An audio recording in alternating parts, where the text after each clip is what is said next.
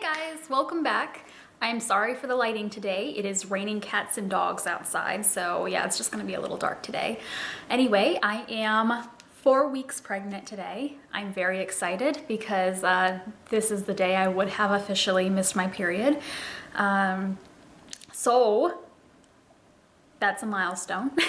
I'm gonna count it as a milestone.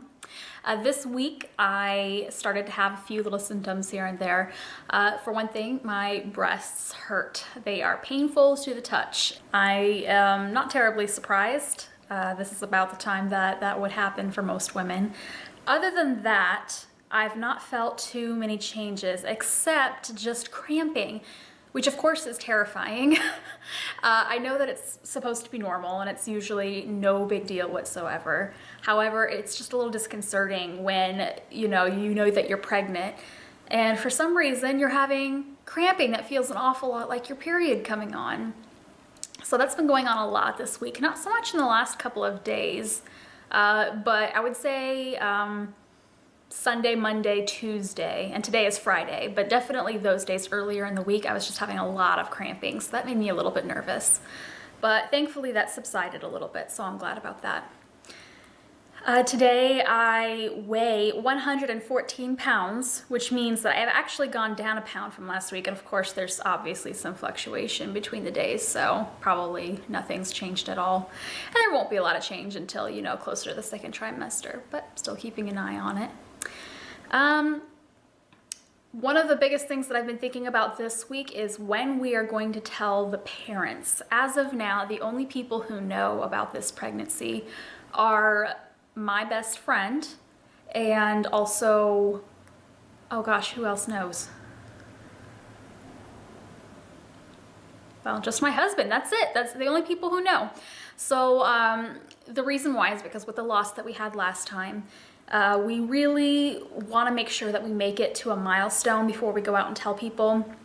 My family did not know about the first loss, and I was very thankful for that because I didn't have to go through people, kind of fussing over me and asking a lot of questions, and it was just better that way. And then the other thing that maybe people don't think about so much is I didn't want the time that things really were going to work out, which this time, I didn't want that to be tainted by, worrying about what happened last time and whether or not that would happen again.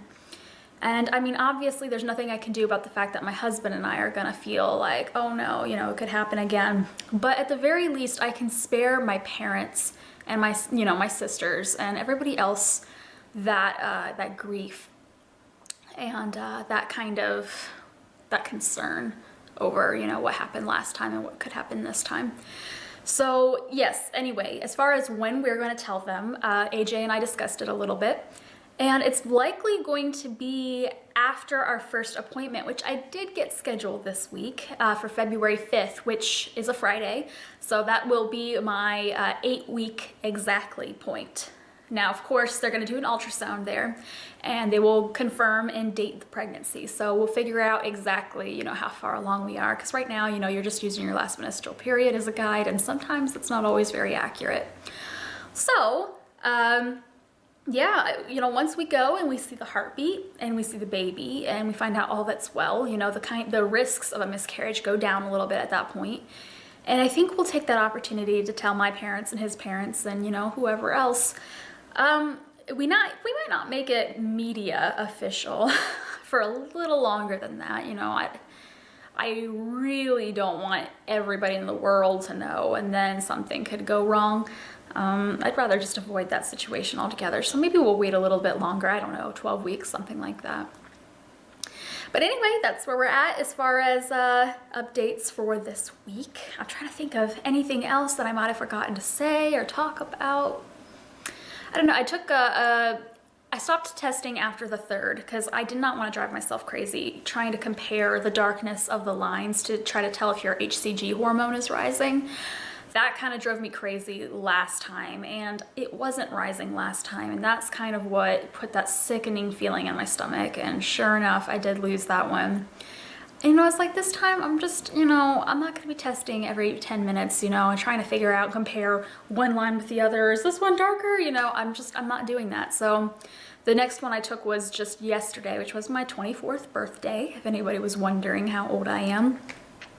So, yeah, the one I took yesterday was just as, if not maybe a little bit darker than my one from the 3rd. And that's good for me. And, it showed up a lot quicker than the one did on the 3rd. So I'm not going to think too much into it unless something starts happening. If I get some spotting or cramping or like really bad cramping or something like that, then I might test again. But otherwise, I'm just going to leave it alone and be happy with it. So anyway, thank you for everybody who watched last week. Go ahead and subscribe if you want to keep up to date with this pregnancy. If you would like to get into contact with me, I would love to hear from you. So go ahead and leave a comment or send me a message. I'd just love to get in touch with some other people who are going along this journey with me. Alrighty, you guys have a good week. I'll see you next time. Bye-bye.